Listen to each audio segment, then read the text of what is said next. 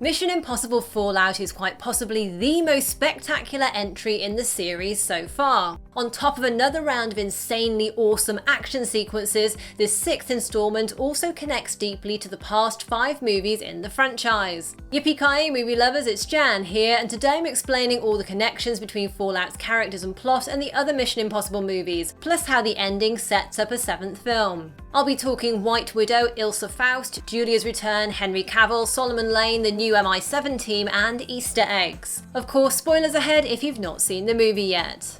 The end of Mission Impossible Fallout sees the newly recaptured Solomon Lane handed over to British intelligence by the CIA. Taking care of that transaction is the White Widow, who CIA boss Sloan refers to as the broker. White Widow is actually the daughter of Max, the arms dealer from the very first movie, and it appears that she's in charge of the same dubious organisation that Max led. And the ongoing arrangement that CIA boss Sloan mentions as Lane is handed over is a reference to the deal that Max was forced to make at the end of the first Mission Impossible, when she was caught and arrested on the train by the CIA. It looks like White Widow will be a returning player in future Mission Impossible movies, which could be interesting given her organisation's nefarious connections in the underworld. I also noticed that Ethan and White Widow's relationship in Fallout mirrors Ethan's story with Max in the first film. In Fallout, Ethan pretends to be Lark in order to meet the White Widow, just like he pretended to be Job to meet Max in the first movie. And Fallout even plays up some flirtation between Ethan and White Widow, similar to that hinted at between Max and Ethan. I also thought it was incredible how Vanessa Kirby, who plays White Widow, sounded so similar to Vanessa Redgrave's Max, even channeling a number of her mannerisms.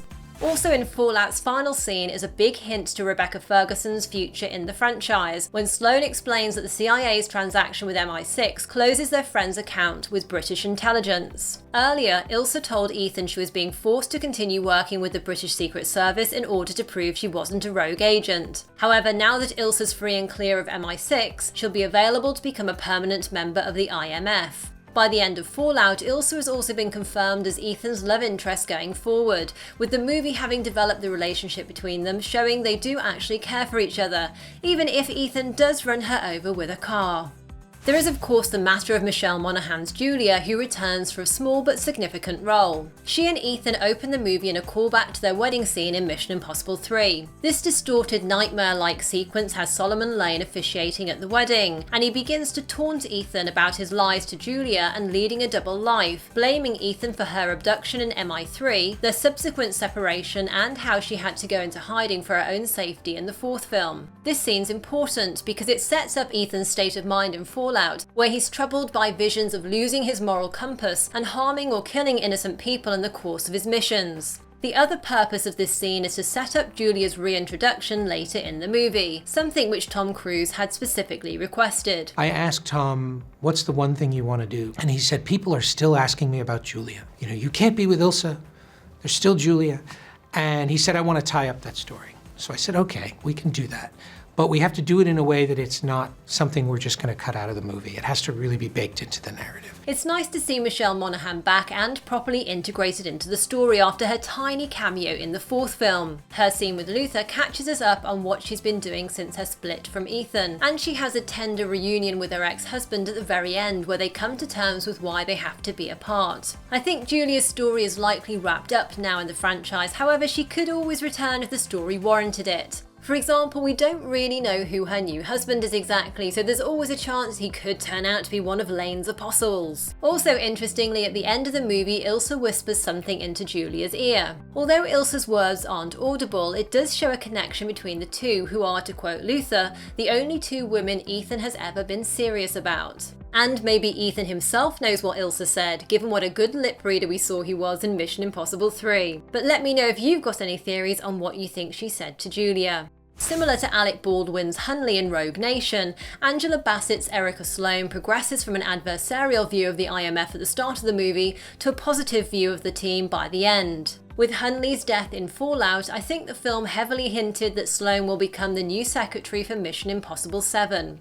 Still alive at the end of Fallout is Solomon Lane. He could return, as it's quite possible there are other apostles out there who splintered off from the Syndicate and are ready to take up arms. Indeed, the original TV series featured the Syndicate as a recurring criminal organisation. However, I suspect the film franchise will want to move on to a different villain.